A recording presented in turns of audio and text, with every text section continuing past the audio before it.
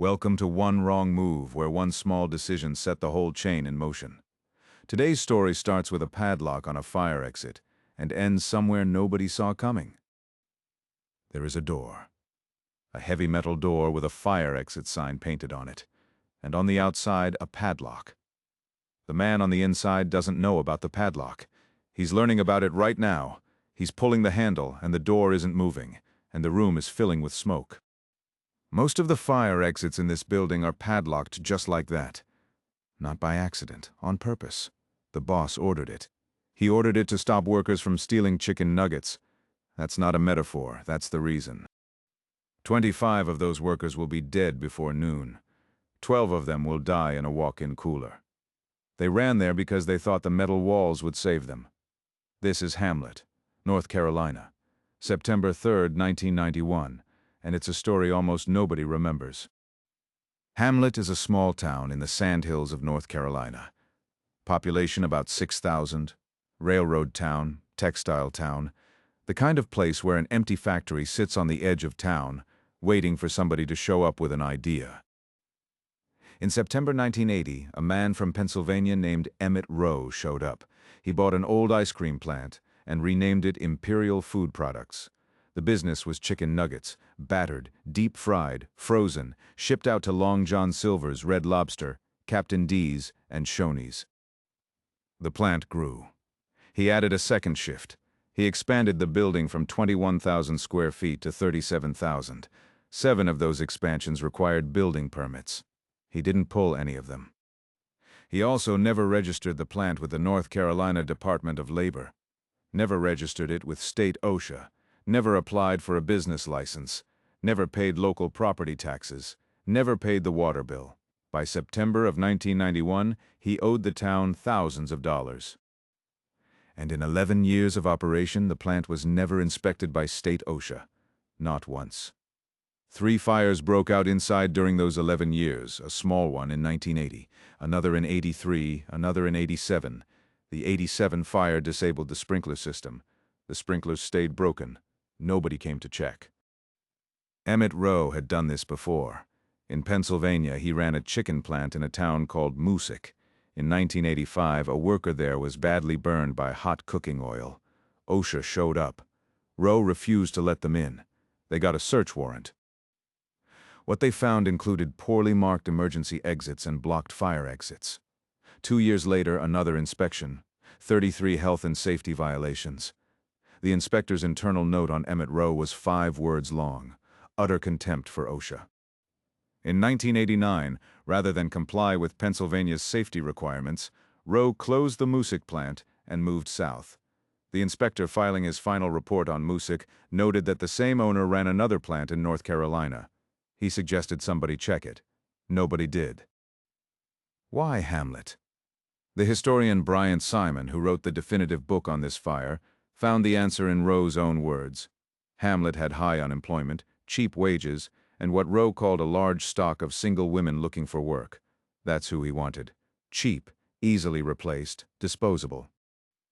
In the summer of 1991, a few months before the fire, Rowe ordered padlocks installed on most of the plant's exterior doors.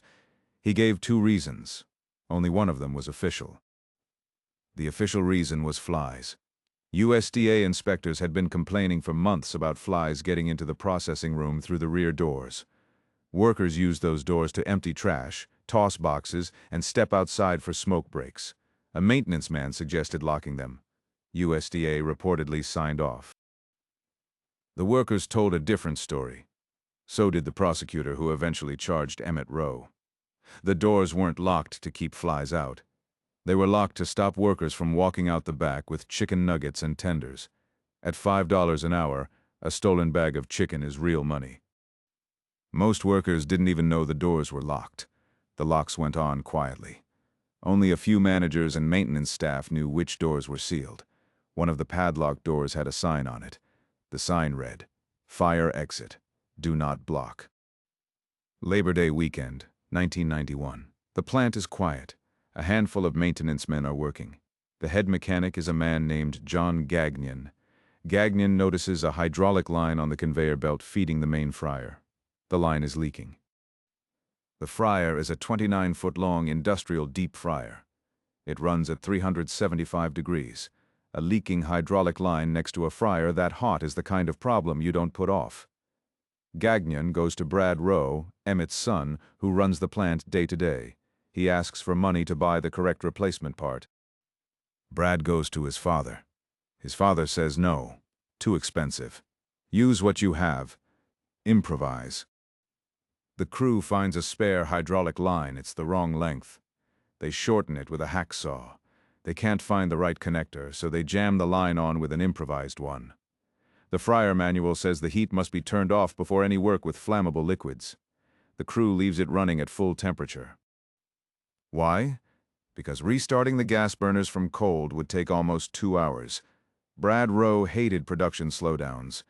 The crew was afraid of what he would say, so they left it hot, and they went home for the weekend.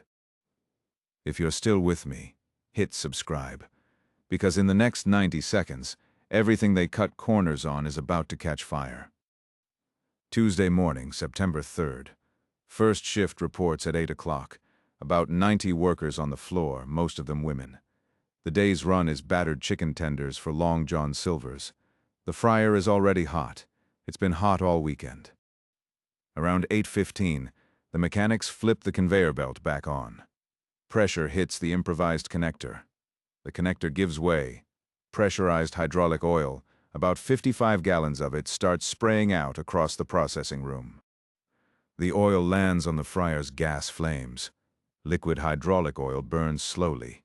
A mist of hydraulic oil ignites almost instantly. The spray hit the flames, flashed to vapor, and the vapor caught. The pump kept pumping. It pushed 55 gallons of fuel into the fire before an electrical failure shut it down. Then a natural gas regulator failed and fed the blaze. Then the chicken grease caught. Then the soybean oil. From ignition to total engulfment took under 2 minutes. Thick yellow and black smoke filled the plant. The phone lines were severed almost immediately. The lights went out. The fire burned a hole through the roof, and inside, 90 people started running. The front of the plant had a set of unlocked doors. Workers in the marinating and packing rooms could use them. But the fire started in the processing room at the back, and the workers at the back didn't have the front doors. They had the back doors, which were padlocked. A woman ran for the break room exit, padlocked from the outside. A group ran for the door near the dumpster, the one marked fire exit, do not block, padlocked. Another group ran for the loading dock. A delivery truck was parked in front of it. The driver was asleep in the cab. A dumpster had been chained in front of another exit. One of the Hamlet city workers who eventually arrived had to get a tractor and drag it out of the way. By then, the people who needed that exit were no longer running. Most of the workers on shift didn't even know which doors were locked. They were finding out in the dark, with the smoke coming in, hands on a handle that wasn't going to turn. For some of them, that was the last thing they ever learned. Here is where this story stops being a fire story and becomes something worse. A group of workers, 17 of them, ran through the smoke toward the back of the plant and found the walk-in cooler. A big metal refrigeration room, thick walls, heavy door. They went inside. They pulled the door shut behind them. They believed the metal walls would save them from the fire. The cooler door didn't seal properly. It never had. Carbon monoxide from the fire seeped in through the gap around the frame. 12 of the 17 died inside that cooler, not from flames, from the air. 5 survived. They were the ones closest to the door, the ones who got cold air last. 12 didn't. They suffocated with their hands on a door they thought was safety. That is, the majority of the fatalities in this fire. Not in the flames, in the hiding place. One survivor, Annette Zimmerman, had been heading toward that same cooler when someone grabbed her and carried her out another way.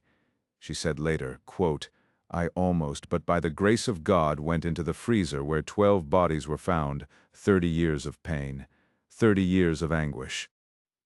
A maintenance worker named Bobby Quick was in another part of the building. He got to a locked exterior door in the break room area and started kicking it. Hard, over and over. He kicked it open. In the process, he ruptured discs in his spine. He didn't know that yet. He went back in and pulled roughly 10 people out through the door he had just broken.